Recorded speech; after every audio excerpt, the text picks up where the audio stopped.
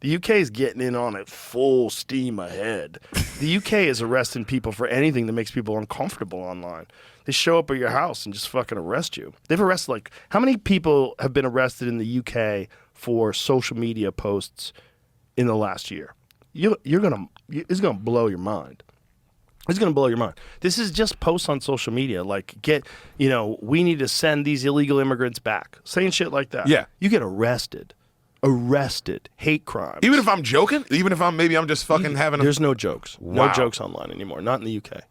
Not only that, but the guy who's the head of the UK, they're saying now that they could potentially arrest Americans who have posted things online when they visit the UK. Yeah, I was reading a post about this. Like, this law could potentially be used in this way. That if you are a person in America and you're posting horrible shit about the UK government or the immigrant problem or whatever they have, context behind available information, exact figures 2025, not fully comprehended. 2023, in 2023, 12,183 arrests were made across 37 police forces in the UK under Section 127 of the Communications Act 2003 and Section 1 of the Malicious Communications Act in 1988, equating to about 33 arrests per day. Laws cover sending grossly offensive, indecent, obscene, or menacing messages via electronic communication networks, which includes social media posts and also DMs. DMs. So people have been arrested for horrible DMs that nobody gets to see other than the friend that you're sending it to, supposedly. You have no idea what the context is. That's crazy. Into this one time recently, it said that a lot of people may have been arrested, but many of them were not prosecuted and were released. But it's still after. Right. Okay, that's cute. It's still horrifying because what you're doing is scaring people into compliance. They don't want to be arrested again, and they certainly don't want to risk being prosecuted. But they're forcing people to censor themselves. The When jump. I read it, it said that they were breaking the law. I don't know which law Right. they're breaking. Well, no, but it says they they're do breaking have the a law. They don't have freedom of speech the way we have in America. So they do have these hate speech laws. So they are breaking a law. But the question is, should that law exist? And I say no. No, that law should not exist. You shouldn't be able to put someone in a cage for saying, and some of them are not that offensive. Some of them are pretty fucking calm. Only a 1,119 sentences occurred for these offenses. Okay, but the problem is now go look at how many people were arrested in Russia for social media posts. And it's drastically less. But we think of Russia as being the country that censors people. Yeah. And right, China and Russia, which that's they what you do, think. Which they do. You can't criticize Putin. You can't go balls out. You're risking your life. You're in real trouble. Not excusing that.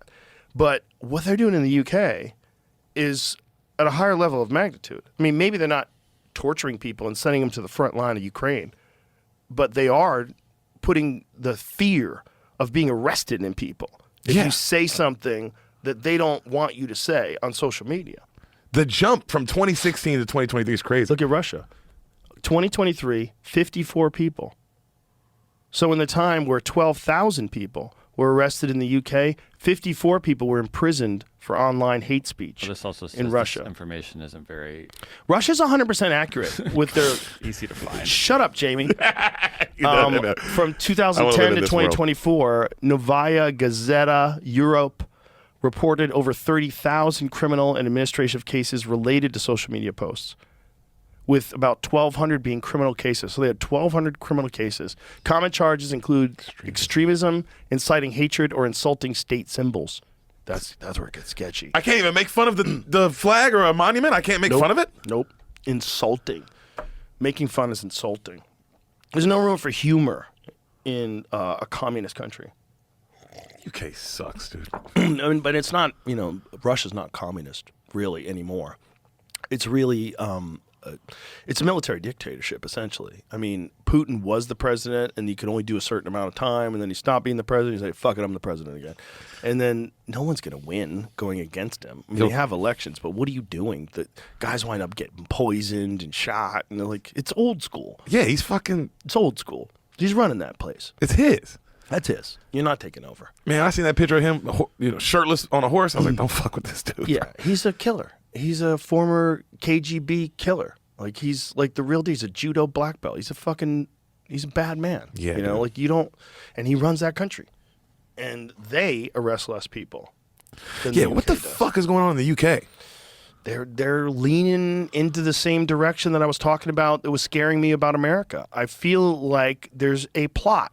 There's a plot to diminish the fabric of society. Like if you want, okay, let's just look at the whole overall world and is it fair? It's definitely not fair. There's a reason why these people in these third world countries want to come to Europe and why they want to come to America, because it's better here and it's better there and they want a better life. I get it.